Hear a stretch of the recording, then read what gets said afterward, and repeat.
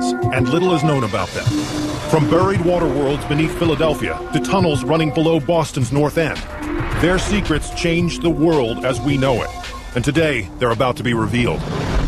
The Freemasons had their hands in many parts of the American Revolution. Some say the Constitution of the United States was so influenced by the ways of the Masons, the founding of our nation has been dubbed the Masonic Experiment. The actual origins of the Freemasons are shrouded in mystery, but we do know that in the Middle Ages they were an exclusive group of master artisans who passed on their craft, or building skills, to fellow Masons accepted into their group. But for reasons no one can be sure of, Masons in Scotland began accepting non-artisans. Buildings suddenly became much more than just structures. They were symbols in stone. When the first Freemasons came to the new colonies, they went from building structures to building a nation, one city at a time.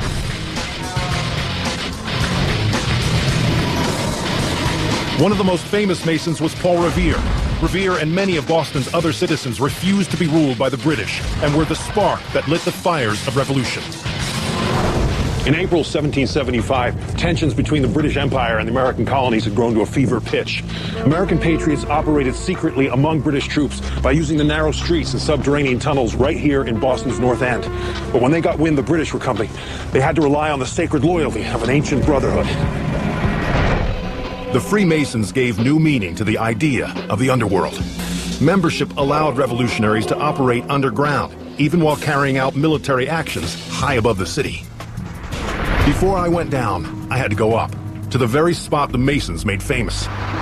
Soaring 191 feet above Boston, the steeple of Old North Church was the highest point in the city. It gave the conspiring Masons a commanding and strategic view. Reverend Ayres. Good morning. Welcome to the Old North Church. Thank you. Thanks for meeting. The Old North Vicar, Reverend Stephen Ayres, gave me special access to the spot the Masons' plan was put to action. Follow me up to the bell-ringing chamber. At about 10 o'clock on April 18th, 1775, Freemason Robert Newman, church caretaker, climbed these stairs and lit 2 lanterns, signaling that the British were headed for the colonists' weapons depot in Concord, while Paul Revere was on his way to Lexington to warn John Hancock and Samuel Adams. Here we are at the top. Oh, yeah. Fantastic. Oh, this is where it all began, huh? Spectacular view from up here. Oh, man, look at this. Oh, it's great. Wow, 360 degrees, all of Boston around us, huh? This was the tallest point in the colonial times. Leaders of the growing rebellion, John Hancock and Sam Adams, were in hiding. Out of reach of the British, they were well connected with other revolutionaries because they, too, were Masons. Most of the American Revolution, at least in Boston, was either organized at Masonic meetings or in the local taverns in a back room. The Masons used this church's steeple to help the cause of the revolution. But the church also has a subterranean story to tell, and Reverend Ayres was going to take me to it. All right, well, now that we've shown you the steeple, let me show you the tombs. Hidden beneath this church is something few know about, an underground world of the dead.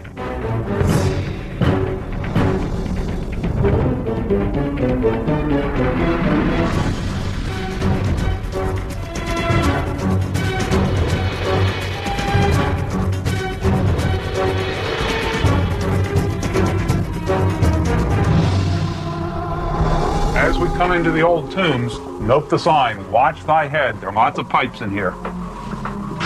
Wow. Yeah, okay. So this is the crypt. This is the crypt.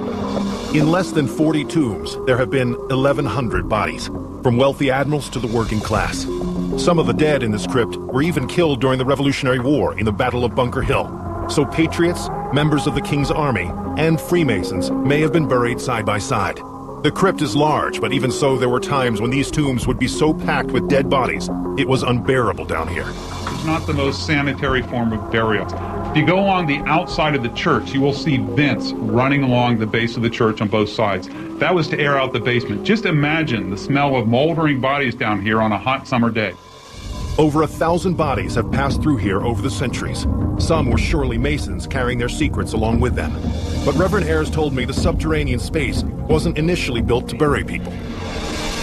The tombs were built over a series of years here. It wasn't designed originally to have tombs.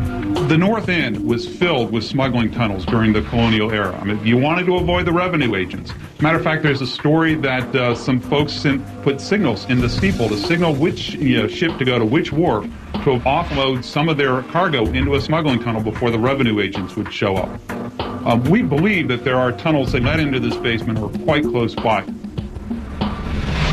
Many of the smuggling tunnels have since been sealed up or have collapsed.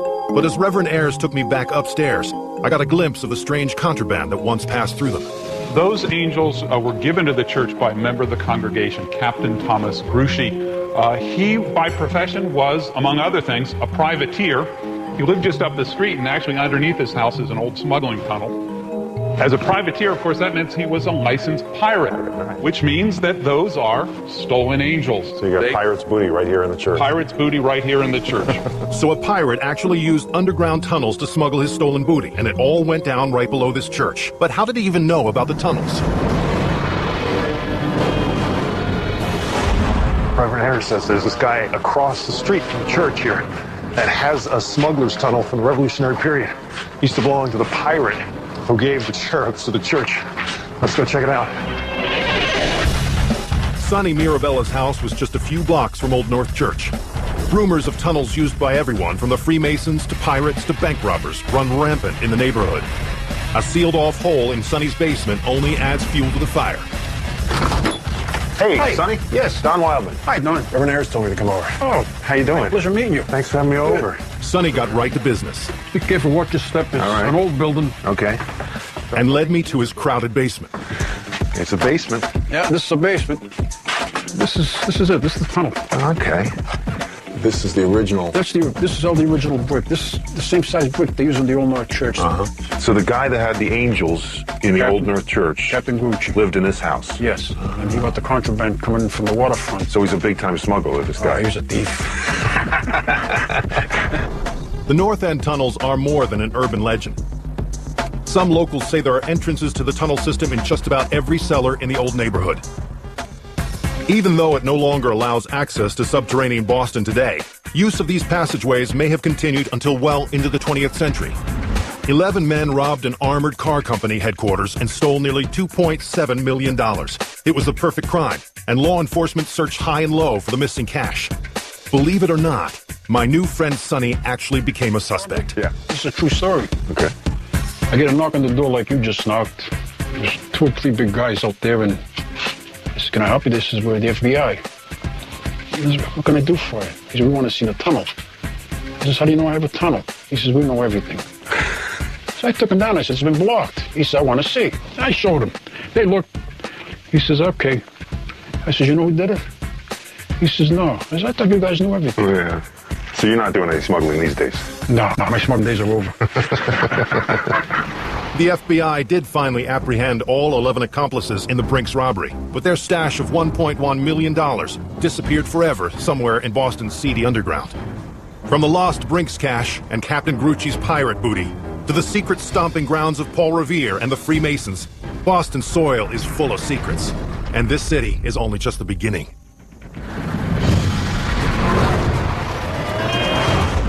Up next, Masons leave their mark beneath the fort that saved America.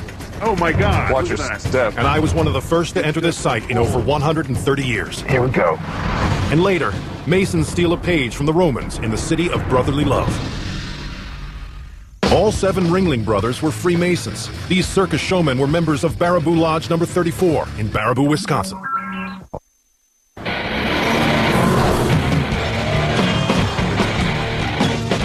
I'm in Philadelphia, ground zero for the American Revolution. Since the beginning, this country was built by rebels, misfits, members of secret societies like the Freemasons. So how did this ragtag group of patriots defeat the world's most powerful empire? Well, there's only one place you can still find the answers: the Underworld. But before I went underground, I was granted an interview with Ronald A. Ongst, who holds the same title as Ben Franklin once did, Grand Master. Grandmaster. Good to see you. How you doing? Welcome. Thank you for having me. Oh, my pleasure to have you here. Incredible building. The temple itself is an amazing structure, one of Philadelphia's most iconic buildings, and is covered with Masonic symbols. But Freemasonry and its symbols have reached far beyond the halls of its grand lodges. Their seeing eye sign can even be found on the dollar bill, along with Mason George Washington. While symbols like the eye or the Mason compass can be seen all over the U.S., the initiation ceremonies for the Brotherhood are held in secret. As secretive as they are, they're just a process, procedure. It's nothing different than when one is baptized in a church.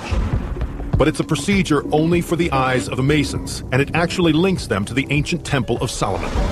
Solomon's master builder was a man named Hiram Abiff. He was a master mason, and his 3 apprentices desperately wanted to know the secrets of his craft. They were tired of waiting and plotted to force him to tell his secrets, or else.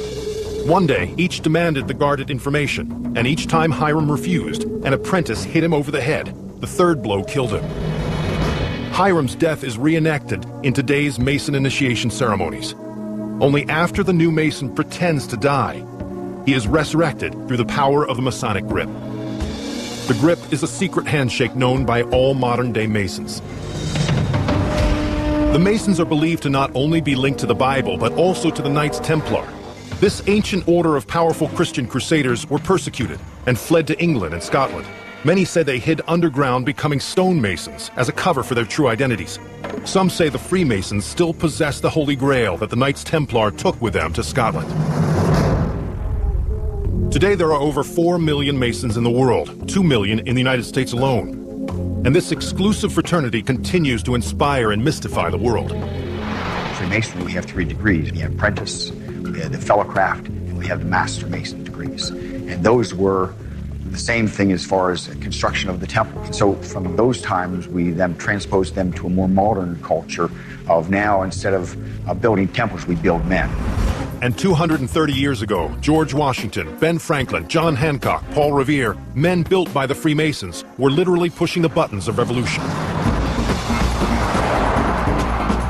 As the capital of the breakaway colonies, Philadelphia was a prime target for the British.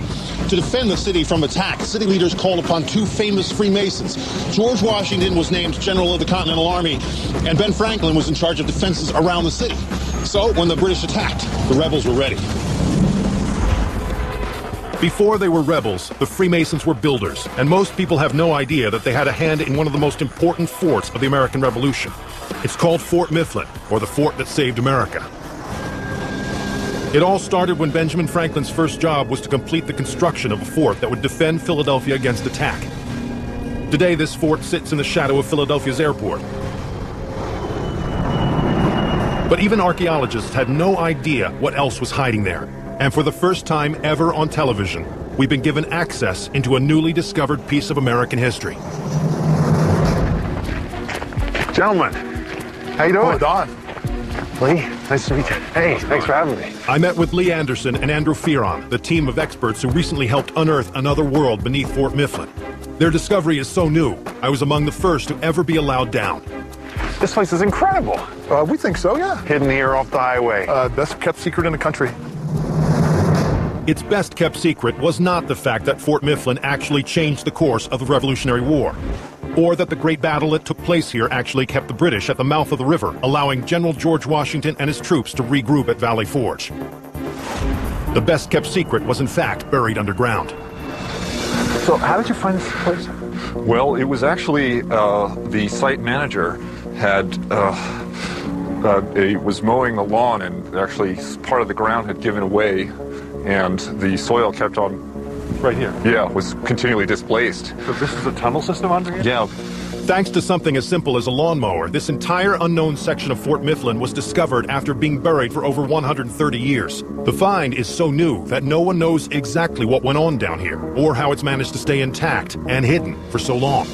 Basically, we've got a hole underneath there that leads to the entrance of what we're calling Casement 11. And you had no idea this was here? Absolutely no idea. Casement 11 lies underneath the original Fort Mifflin. It's believed that while the Masons were spearheading the revolution in the barracks above, this subterranean space was supplying them with ammunition. But that's only the beginning. Can we lift this off? Yeah, if you'd help me just get this guy. You can set him back here. So cool. Archaeologists have just started clearing away the debris. Oh my God! Watch Look this at that. step. But if they keep digging, Casement 11 could link up with an entire underworld of storage that provided munitions to the barracks nearly 15 feet above. But this was much more than an underground storage depot. Later, it was actually converted into a prison for America's hardcore criminals and POWs during the Civil War. On your belly, huh? Yep. Here we go. Wow, it's really tight. Oh, it opens up totally. Yeah. Oh my God, this is so cool. The discovery is so new, no one can be absolutely sure what this room was used for. But here's how they think it got buried. The prison is thought to be part of the original fort design from 1771. There are 5 subterranean rooms, all supported by brick arched ceilings. These rooms were initially used for munition storage. Later, gun mounts were built above the room to defend against enemy threat from the river. And during the Civil War, these munitions rooms were turned into a prison. But once the war was over, the entrance was filled in over time, and the prison was forgotten. So we'll just walk through here and just be careful and mindful of the inscriptions off to the right. Okay. The inscriptions were from prisoners who served time down here. Incredibly, they've been left untouched since the late 1860s, until now. Unbelievable. What are these inscriptions? Oh, I see right So here. you can see these were some of them prisoners. Oh, they're like graffiti. I mean, Bernard, yeah. But we can see here Bernard, Devon, Company, 81st Cavalry. and what would you think was the age of this? Well, some of them are dated. So I think the one up here, for instance, is dated 1864. Mm-hmm. And we've got Henry Bradley, July 1864, and some other ones down there. We are among the few that have seen this writing since the Civil War. You've got it. Wow, that's amazing. But there's more. One particular inscription tells of the bleak existence of the men who were imprisoned here. Wait, hold on. You've got to see this inscription here. Oh my God, it's so clear. Yeah. Shun this place, O man, whomsoever thou art. To be good is to be happy. Well, he'd learned his lesson, apparently. Yeah. Look at this. It's like a movie prop. Yeah. It's in perfect condition. And remember, this wood hasn't seen the daylight, so it's... It never faded, exactly. Yeah. It's been in a little time capsule. This is pretty advanced woven metal for this time, isn't it? Yeah, it's you don't go to absolutely- Home Depot and get your screening. No. Jeez, it's amazing. So nearly a century after Master Mason Benjamin Franklin helped finish this fort during the Revolutionary War, it was used as a prison during the Civil War. Deserters, POWs, and murderers. For some, this was death row. So we can now enter what we think is William Howe's cell.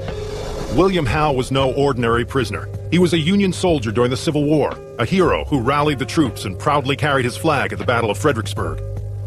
Despite his efforts, they lost the battle, and Howe and 1,000 other soldiers became disillusioned and deserted. Desertion was a major problem during the end of the Civil War, and the Army had to do something about it. They used Howe as an example, and after 3 weeks in captivity here beneath Fort Mifflin, they hung him in the prison yard just above. He was the only prisoner executed at Fort Mifflin during the entire Civil War. Ironically, exactly 142 years to the day after his ceremonial hanging, Howe's subterranean prison was discovered beneath the ground. We know that William Howe signed his name up here. Another excellent job of penmanship. W.H. Howe. He is the prisoner who was actually executed Yes. at the gallows outside. Oh, man. Whew. That is heavy, you know? Buried beneath a freshly mowed lawn, Andrew and Lee had stumbled upon the actual foundations of the Freemasons' indestructible fort. It was just a small clue into the beginnings of this secret society, a society that both literally and figuratively helped to build our nation.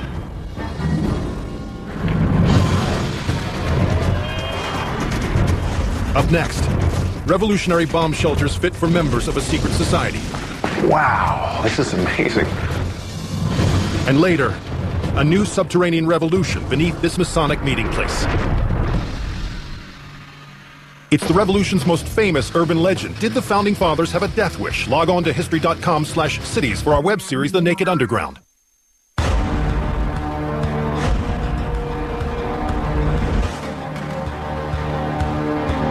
For a group of rebels to take on the British Army, they needed both manpower and money.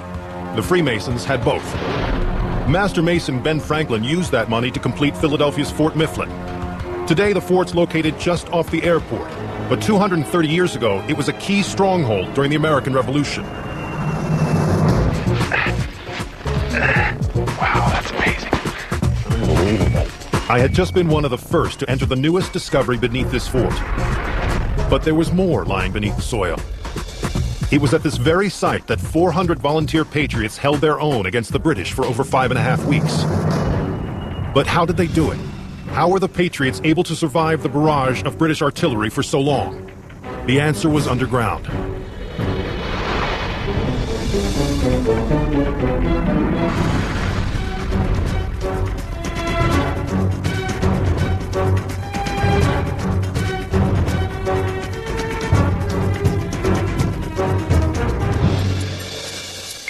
Wow. This is the largest of 6 in here.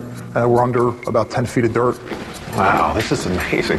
This is all original 18th century construction. Late 18th century, yes. It would have been used as a barracks in case of another siege. It would hold about 120 guys. These barracks were built to last. But the Masons didn't lay the first brick. Instead, it was the British. And when they began construction of the fort to protect their largest colonial city, they never could have imagined that just a few years later, Fort Mifflin would be in the enemy, or Freemason hands. It all happened in 1776. The Revolutionary War was in full swing, and under Freemason Ben Franklin, colonists took over the fort. America was ready for war, and Fort Mifflin would help them win it. The thickness of its outer walls ranges between 6 and 10 feet, which allowed it to take endless direct hits from ships in the bay. In fact, these walls survived the largest bombardment ever seen by the North American continent. And during those bombardments, the rooms we were in served an essential purpose. So in a time of danger, battle, this would be the alternative barracks. It would be the place where the soldiers can keep out of the bombardment, which they could have used in 1777. Okay, because you're actually living inside the wall here, basically. You are. You're pretty safe. Back then, cannonballs didn't explode. Most of them were solid shots, so they couldn't get through here. But thanks to the genius of the colonists, it would take a lot to actually reach the fort. Their first line of defense were basically booby traps lining the bottom of the river. These were 30-foot square boxes crossed by timbers. Iron spikes were then fastened to the timbers. The boxes were then sunk into the river with 30 tons of stone. The hope was that British ships would have gashes ripped into their hulls as they passed over them. The second line of defense was this fort. Its walls were up to 10 feet thick and were enlarged by the colonists when they took it over from the British. The fort appears to be designed in the shape of a pantograph. It's a tool used for copying plans or maps, and the sides created useful angles that allowed the greatest range of fire for the troops. But there are other rumors about the fort's unique shape. The pantograph is also linked to the Freemasons' compass and square symbol. Could the Mason-heavy government that commissioned Fort Mifflin have been sending a message? Some say by building this fort in the shape of a pantograph, they leave no doubt who built both the city of Philadelphia and the new nation they would soon govern. And this isn't the only time the Freemasons have literally left their mark. There are even theories that link the Masons with landmarks in Washington, D.C. The intersection of 5 major roads form a pentagram or 5-pointed star, with the White House at its southernmost tip. This location also links up with another Freemason emblem, the compass and square, similar to the shape of Fort Mifflin. The U.S. Capitol building sits at the hinge of this compass. But what actually went on in this room? What are these holes in the wall? Those are actually gun ports. Oh, really? So those would face out. Oh, yeah, they're all over the place here. It would have been very hard to shoot out these. Yeah, I'm sure they don't want to be able to shoot in. So. You're not going to win a battle from in here. No. You're just going to wait it out. Yeah, okay. 230 years ago, I would have been standing among 400 men. They were cramped inside for over a month. The temperature dipped well below freezing, supplies ran low, and the sleeping situation was just as bad. There's great times. So this is like generally the size of them. It's exactly the size. People back then were so short. Yeah, that's a fallacy. So their feet really came out. They slept sitting up. Oh, really? Yeah, they thought it was better for their health. No kidding. Yes, it wasn't until later near the 20th century that people started laying straight on their back. Yeah. Are you the only person in this country that knows that? I had to come to Fort Mifflin to find that out. By fending off the British, Fort Mifflin changed the course of the war. But Fort Mifflin is just the beginning of the legacy the Freemasons left behind beneath Philadelphia. Just a few miles away is the Mason-inspired maze of tunnels that few realize exists.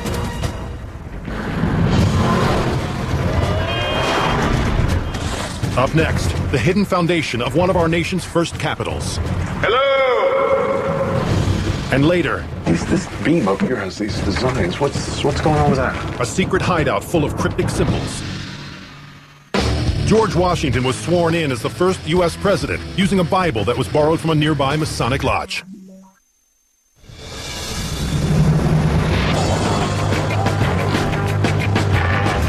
In the late 18th century, Philadelphia was booming. It was the largest city in the country and in desperate need of a clean source of fresh water.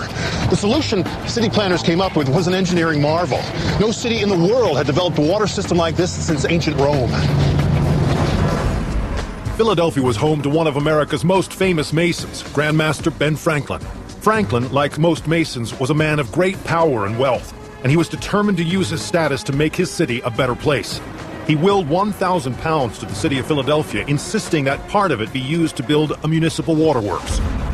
This system of clean water that allowed Philadelphia to grow into the city it is today was not only the brainchild of Master Mason Franklin, it was also designed by one, Freemason Benjamin Latrobe.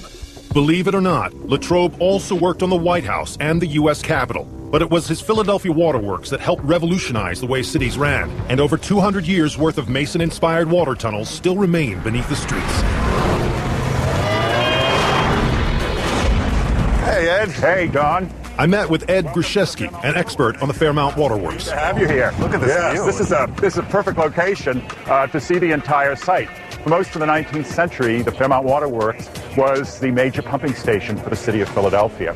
Frederick Graff, Latrobe's apprentice, designed Fairmount Waterworks in 1805, improving on Latrobe's system, which could no longer meet the needs of the city.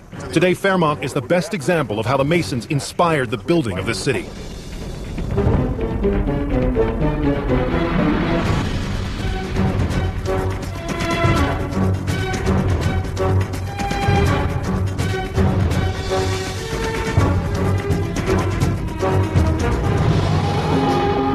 Ed took me through the guts of the building, where until 98 years ago, Philadelphia still got its water supply. It was like a time capsule dating back almost 200 years. But that's not all. This system was way ahead of its time, and its remains are still here. In the building we're going into, when it was completed, it had 3 huge turbines operating pumps that pumped water up to the reservoir. Deep beneath the engine house, the 3,000-foot-long tunnel was a part of the original waterworks, and I got special access. I'm gonna go down and check out these tunnels. Delivered the water to Philadelphia in the old times. Hey, you're going to need this, Don. Gets dark down there, huh? It is, indeed, yeah. So this is where the water was coming in 1851. This is an actual 1851 brick floor. But this bedrock represents the fact that this building has been here since 1812. This is the original foundation for the original building. It's been around for a while. The Waterworks project was continuously changing. Toward the end of its life, it was even turned into a sewer. But the first version goes back to 1801, and that's the one that was a Freemason design. It was an ingenious plan that brought water from the Schuylkill River into a canal dug through bedrock. From there, the water went to a steam-driven pumping station, where it was lifted to an underground brick conduit and delivered by gravity to a pumping station in Center Square. Graff made this innovative design bigger and better, and I was inside that system. This is the intakes for the water to go up to the pump, which is on the other side of this wall. I see there's a gate here and everything. Wow, what's all this? Oh, this is the old cast iron or something, I guess.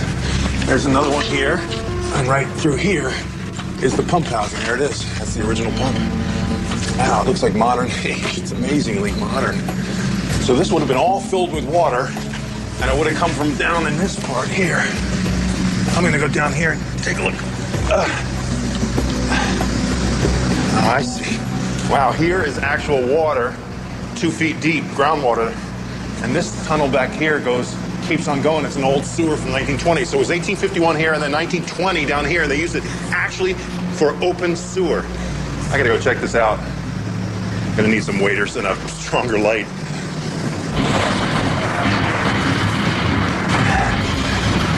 Yeah, there we go. Okay. All right, well, this is the fun part of my job. I have no idea how deep that silt is. Oh, yeah, it's nice and solid. Let me see. Oh, this is so cool. So you can see, this is the 19th century right here, this stonework. and that as well, that brickwork. This is the original flume tunnel that used to bring the water right in. Now this has been a totally refitted tunnel, and you can see the original water gate right there. But new work, this poured concrete coming from the 1920s when it was changed into a sewer. But I have no idea what's back here. Yeah, here we go. This is all groundwater. This is no longer a flowing tunnel. Hello! Wow, the silt is like a foot deep underneath of this. Very soft, clay-like. My foot is literally stuck in the... So, this is not on the tour. I was nearly 20 feet beneath the streets, inside the waterworks that made this city possible, and the people above me had no idea. It ain't pretty. Ooh, it's really stuck. You can see the housing for the whole turbine is huge. And this would have been where this turbine and the blades would have been right down here, and the water would have rushed through here, turning these blades. In the end, over 5.3 million gallons of water were pumped through here each day, compared to the 7,500 gallons from the original Mason design. And this is just the end of the tunnel that they sealed off with railroad ties, it looks like. Someone had sealed up this old tunnel, but beyond this, it snakes for miles underneath the homes, businesses, and streets of modern Philly. The waterworks closed down for good in 1909, but these very tunnels remain, a glimpse into the foundations of our nation. But Philadelphia and Boston aren't the only American cities that were literally built by the famous secret society. Beneath the streets of a sleepy New England town are clues from the Freemasons' most secretive and deadly days.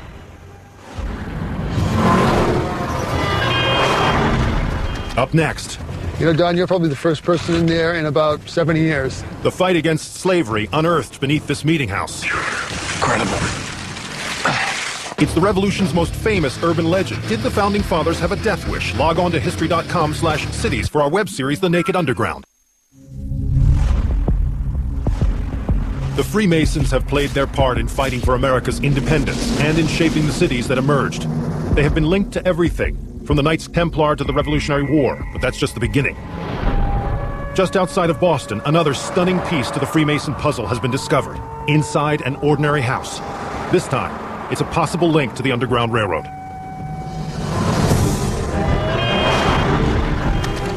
The American Revolution wasn't the only time Americans were forced to operate in secret. In the 1800s, a massive network of abolitionists secretly transported Southern slaves to freedom. With thousands of lives and the fate of a nation at stake, there was only one place to go: underground. And this small town was center stage for America's newest fight for freedom. The Underground Railroad made an important stop here en route to Canada. While the Underground was just a figurative name for many networks established to carry slaves to freedom in the North, here it actually went underground. And today, these houses in Concord still sit directly on top of links to this secret past. Few people know that the Freemasons played a major but hidden part in the fight against slavery. In fact, Mason Benjamin Franklin was a leading abolitionist. Here in Concord, Massachusetts, I was about to see an eerie reminder of America's darker days, unearthed accidentally during the renovation of this home. Hey, John. Hi. John Shuttenoff knows Concord like the back of his hand. He's a local resident who's been exploring this small town's underground for years. In 1922, when some restoration work was done on this building, they had removed a section of wall and a section to get to a chimney, and they found this room that was hidden. And research revealed that it was, in fact, used on the Underground Railroad. Oh, let's take a look, huh? Okay. The building is now an art gallery. But few realize that hidden behind the fireplace is a secret room where hundreds of slaves would have stayed on their way to freedom.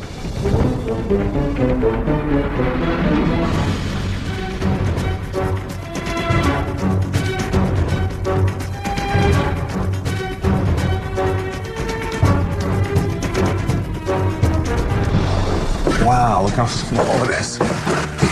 Jeez. Amazingly, this room concealed within the walls of this former home is only 3 foot by 6 foot and doesn't have much headroom. There are no windows, and it's cold. in this little space. They would have come up and stayed for the evening or whatever before they were moved on to the next station in the railroad. Typically what would happen in the middle of the night, perhaps, someone would come along with a wagon, pick up who was ever being hidden here, and they would move west toward West Fitchburg, where they would bring them to a train that would head north to Canada. The fact that this secret space was uncovered at all is incredible. But it's those who met in the house that have opened up a Pandora's box. This beam up here has these designs. What's going on with that? Well, this beam was uncovered during restoration work up on the 3rd floor. The designs on here, they suspect, have some connections to the history of the Masons in Concord. The designs on this beam are believed to be the work of the Masons, but exactly what the carvings mean is still a mystery. Does this Mason-carved beam prove the Freemasons built this subterranean escape route? We know that in 1802, this house was in fact a meeting place for the Masons, but skeptics warn that the cryptically carved beam could just be coincidental and could have been used to build the room after the Masons left here. But one thing is for sure, the Freemasons, specifically the African-American lodges called the Prince Hall Lodges, were heavily involved in the Underground Railroad.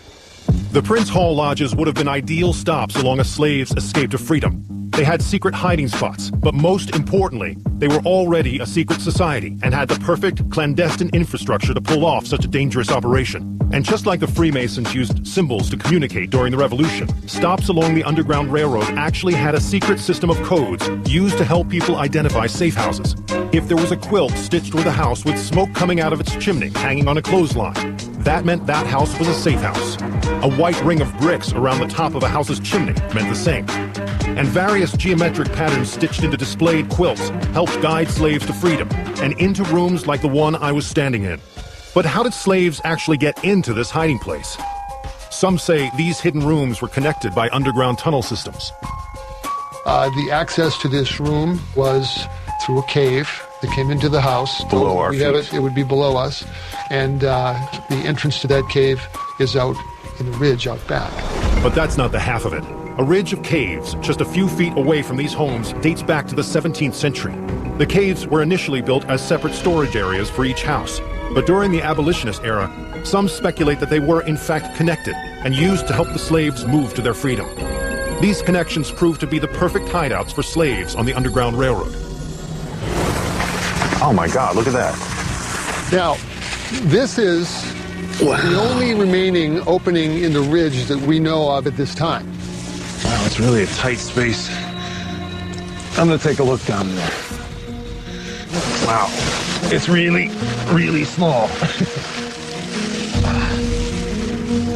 You know, Don, you're probably the first person in there in about 70 years.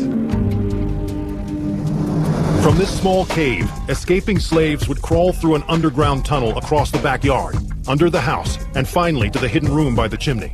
There, they might get a meal, or they may not. Racism persisted even among those dedicated to eradicating slavery. Then, after a few hours, it's through the tunnel and out the cave again. But logistics aside, there was a real human aspect that was hard to ignore. There's all of about, 3 feet of space. It is amazing and poignant to think of scared people being brought here in the night and asked to keep quiet or else stashed in here until they can be secreted away to another room where they're also kept quiet and fed until they're moved on. It's amazing and dehumanizing, but that's how it was done. Incredible. The Underground Railroad carried over 50,000 slaves to their freedom in Canada. Later, many former slaves returned home, finally citizens in the land of the free. Few are aware of the role the Masons played in this chapter of American history. Today, the Freemasons continue their legacy of silence, one that has lasted for centuries. It's hard to calculate just how much the secret society of the Freemasons changed the world we live in. And as